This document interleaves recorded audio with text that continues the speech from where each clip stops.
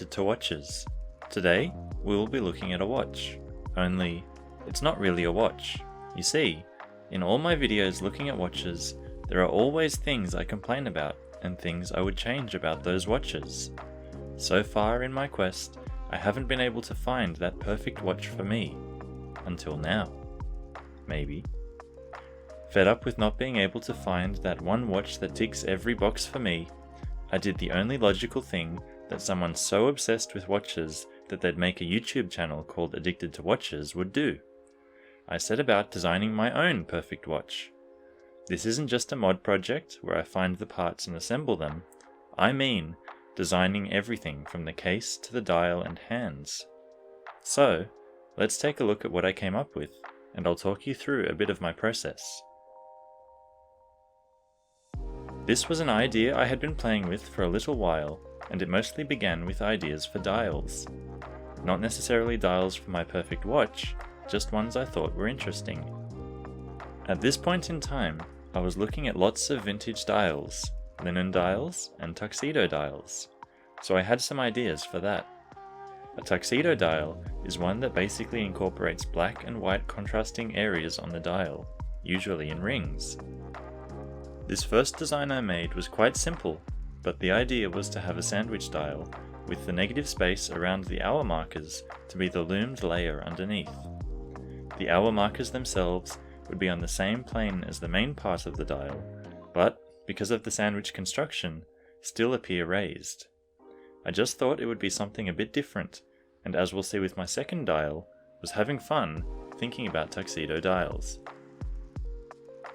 This second dial strayed away from the sandwich dial idea and was more of a traditional style. For this one, I thought that it would be neat to have a date window line up with the black outer ring and basically disappear in the dial. Here we can also see the beginnings of a theme I decided to go with for my later dial design. The seconds hand and seconds themselves get their name from the fact that they are the second division of an hour by 60, the first of course being minutes. It is an unexpectedly simple reason for the name, and being a fan of simplicity, wanted to play with that theme of seconds. Cardinal hours are marked with 2 battens, and all of the minutes marked on the outside of the black ring are marked with 2 lines rather than 1. That black ring is also bordered by 2 white detail lines, just inside each edge. Below the pinion are 2 lines of text, the model name and automatic. Like I said, I was playing with that theme of seconds and 2s. After designing these 2 dials was when I really decided to have a go at designing a watch properly, and so I began to think about what kind I would design. Of course, I chose my favourite, which is an everyday watch, and I just don't think a tuxedo dial is appropriate for that. Not that it can't be, just that generally speaking, I'd want something a little more subtle.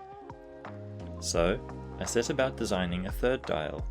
I kept a few of the elements from that second tuxedo dial and just rearranged them, such as the hour markers and date layout, but increased the size and moved them closer to the edge of the dial. I also kept my theme, as you can see from the minute markers. At one point, I was thinking about train tracks for the minutes, but decided against it.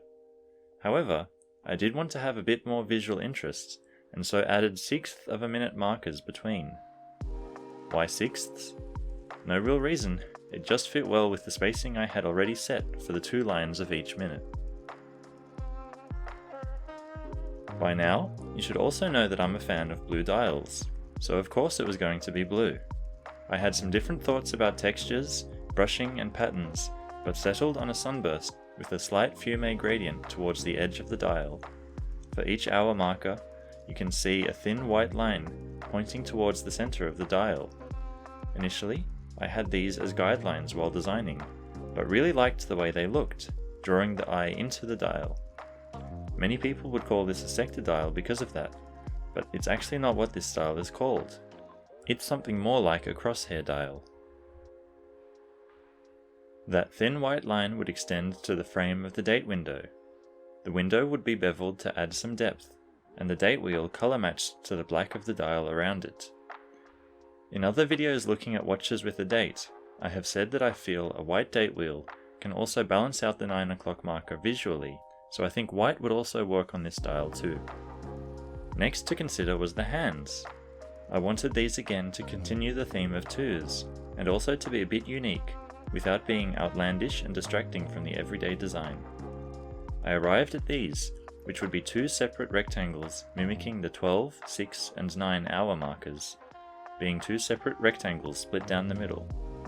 For the second hand, I had thought initially it would be fun to have something similar-ish without the loom and hollow inside, basically being the outline of a rectangle.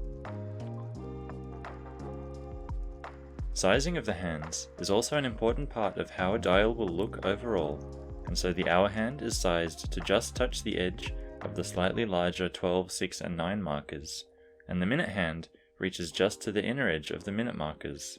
The second hand extends a little further, just to the outer edges of them.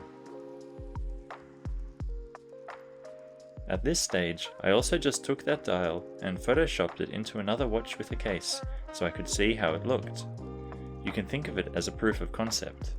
If I didn't like the way it looked in another case, then it probably wasn't worth going ahead and designing my own case. I found this picture of an Omega that by itself looks like a fantastic watch, and so I took all of their hard work and slapped my dial over the top. Thankfully, I liked how it looked, so I continued further down the design process. With the dial done, it was time to start on the case. I started by looking at some of my watches in my collection that I really like and picking out the characteristics of those that made me like them. It came down to these 3 watches: the Seiko Sumo, the Alexander James NDR003, and the Grand Seiko SBGR311.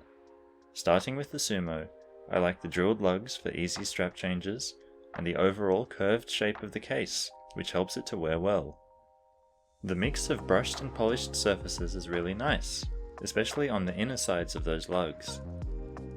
Next up is the Alexander James NDR003. As much as I've just said I like the case of the Sumo, I think the NDR003 nailed it. Slab sides, brushed tops and sides with a chamfered edge, and a well-sized crown. For a dive watch, it's a perfect size at 40mm, but for an everyday watch, the case size would be just a bit too large for my taste. Finally, we have the SBGR311. With the case mostly covered, it just comes down to the simple design of the dial. I think a lot of Grand Seiko's models work really well as everyday watches. This one is no different. The proportions of hands, indices, and negative space on the dial is just perfect. That gold second hand is a subtle accent that I didn't realize how much I would appreciate until I actually got it. When I think about the perfect size for an everyday watch, I think 38 to 40mm, so I split that right down the middle and went with the 39mm case size. A 20mm lug width proportionally fit with that, and is the most common size too, which helps for strap changes. Besides those 2 measurements, I didn't go in with any other specific sizes, but wanted to keep the lug-to-lug fairly compact, and it ended up being 45mm, which is a bit smaller than I would have expected, but I like the way the proportions turned out. When it comes to cases, like I said, I'm a big fan of slab-sided ones, with a chamfered edge, so that's exactly what I gave to mine. I didn't want to go too angular when it came to the lugs, so made sure there were some gentle curves to complement the flat surfaces. I imagined a mostly brushed case, so the only polished surfaces would be a polished bezel surrounding the dial and those chamfers. I also added some extra ones on the inside of the lugs where they meet the bracelet, not dissimilar to those on my Seiko Sumo, just smaller. Crown size is another important thing that can be annoying if it's not done right, so I wanted to make sure it was big enough to be grippy, and I'm happy with how it came out. It would be screw down of course, just like the case back, to help with water resistance. In this second shaded version, I used a darker grey to show the brushed areas, and a lighter grey to signify the polished ones. I think it gives a fairly good idea of what the watch would look like. So, I'd gotten this far designing my ideal watch. Where to from here? The answer should be obvious. I learned how to use Blender, a 3D modeling program, to make my watch in digital 3D space. In a past life, I knew how to use another digital sculpting program called ZBrush, so the learning curve wasn't too steep for me coming into this, but I had never used Blender before. Accordingly, you will definitely not see best practices for hard surface modeling here, but it gets the job done. I started with a simple cylinder to make the case, and from there I pulled out and shaped some lugs, which I forgot to mention are also drilled for easy strap changes. After that came the case back, and with the bezel on top, the case itself was complete. Next, from another cylinder, I made the crown and tubes connected to the case. At this point, I was pretty pleased with the progress I made, and was deciding what I should do next. Export some pictures and add textures? That's not as fun as modeling the hands and the dial elements, so I did that. By this point, I was what I considered an expert amateur in Blender, and so these didn't take long to make. Because of that, I wanted to see what else was possible for me to do with my slowly growing knowledge, and so I made a crystal to sit on top the dial. I went with an ever so slightly domed crystal to follow the shape of the bezel. And with that, I'd completed my model. I applied some basic textures, and using Blender's built-in lighting, I had a vaguely realistic representation of my design. It's time for the big reveal. Here it is! As something that I started working on a whim, I was pretty pleased with what I made and how it turned out. Does it answer my question from the beginning though? Is it my perfect watch? It's hard to tell without being able to actually hold it and wear it, but I think I'd be very happy to have something like this in my collection. Before you get your hopes up, I didn't go on to model the bracelet, so you'll just have to use your imagination. But it would be a fairly standard 3-link type bracelet. Female end links, milled clasp, you know the drill. An interesting afternote is that maybe a week or so after finishing this up, I came across the Atticus Brand. I had heard of them a while ago and looked at their watches briefly, but they didn't leave much of an impression on me. I think this is due in part to the renders that they use on the website, which I'm not a fan of. Their Meteora model with the linen dial is very similar to what I'd imagined for mine initially. The case and bracelet are almost exactly the same as what I modeled, and the bracelet too is basically what I described to you. The only real difference is the 38mm case size versus my 39. The graphic designer Paul Rand once said, "Don't try to be original, just try to be good." When making my design, I'd like to think that I was trying to be both, and my ideal watch just happens to line up with what other people like too. But I guess being completely original is not as easy as you might think. Maybe we were both influenced by the same watches when coming up with our designs. Another one I came across was the DIY Watch Club Expedition watch case, which again is very similar to my design and the Atticus, also coming in at 38mm. I wouldn't buy the Atticus, but I probably would have bought the Expedition case to experiment with some mod dials and parts if it also had a fitted bracelet option, but thankfully for my wallet it doesn't. Although, if DIY Watch Club wanted to send me a case to experiment with, I wouldn't say no. I've heard that starting your own micro brand can require anywhere from $20,000 to $40,000, so unless this channel really takes off and I get that sweet ad revenue, this is about as far as I'll go. Of course, if you like and subscribe, I might get there one day and be able to produce the watch. So anyway, that was a bit of a look at a little design project I did recently and the process I went through. I hope you found it as interesting as I did. What do you think about my watch? Is it your perfect watch too, or would you make some changes? Will you back my future Kickstarter project? Let me know in the comments, and I'll see you next time.